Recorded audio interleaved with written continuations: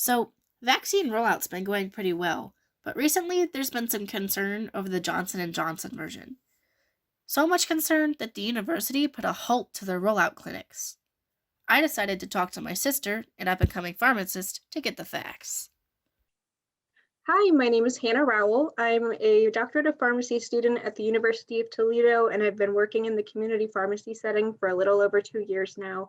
Over the past few months, I participated in numerous COVID vaccination clinics, so I'm working to protect our community every weekend and also at work. And over the summer last year, I participated in an 8-week vaccine information course where I learned about all of the different vaccines that are recommended for you and how they work. Right now, a lot of people are scared of getting vaccinated. I want to know, how do these vaccines work? What's the process? Here's what goes on with the two-dose vaccines. So with the two-dose vaccines that we see for coronavirus right now, which are produced by Pfizer and Moderna, it's almost as if I gave your body a blueprint for making the COVID vaccine, but I only ripped off a tiny corner and I gave you that piece. That little piece is only going to code for making something similar to the spike protein on the coronavirus. So once you get the injection, your body will code the mRNA, the messenger RNA, and produce something basically identical to just the spike on the coronavirus. So your body will produce those spikes, not the entire virus. And once those spikes have been produced, the antigens in your body are going to freak out. You're going to have an immune response because there's something foreign. They don't like it. So your body will produce antibodies for that. And that way, when the actual coronavirus is in your system, your body recognizes those proteins from last time and you can protect yourself against it. The Johnson & Johnson vaccine is a bit different than those. It's more similar to the flu shots we get every year. The one that we're seeing now with the Johnson & Johnson vaccine is a viral vector vaccine. So we deliver little subunits of the vaccine protein into your body by inserting it into a safe version of the virus. So you're not getting infected with the actual coronavirus, you're just getting a little portion that your body will recognize in the event you are infected with COVID-19. With that said, I want to know more about the reported complications with the J&J vaccine.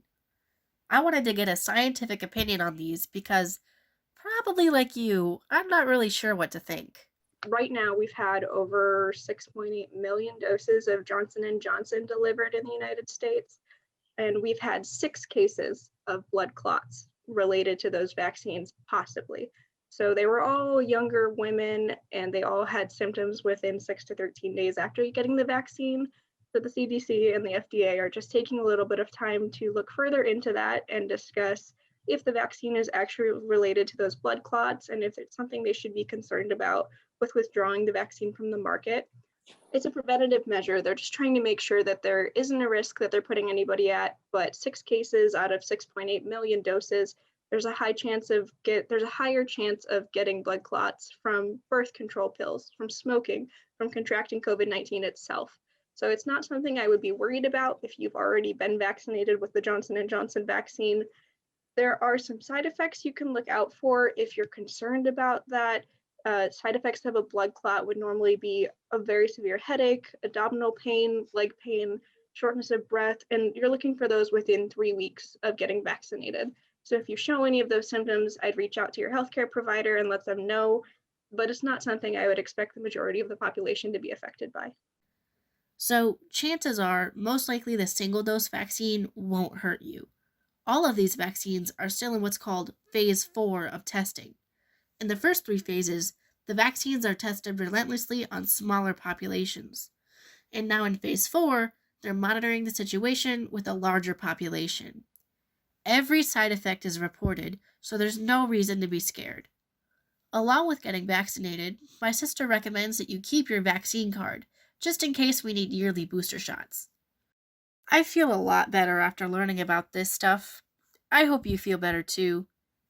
This is Madison Rowell on Lights Camera Akron, ZTV.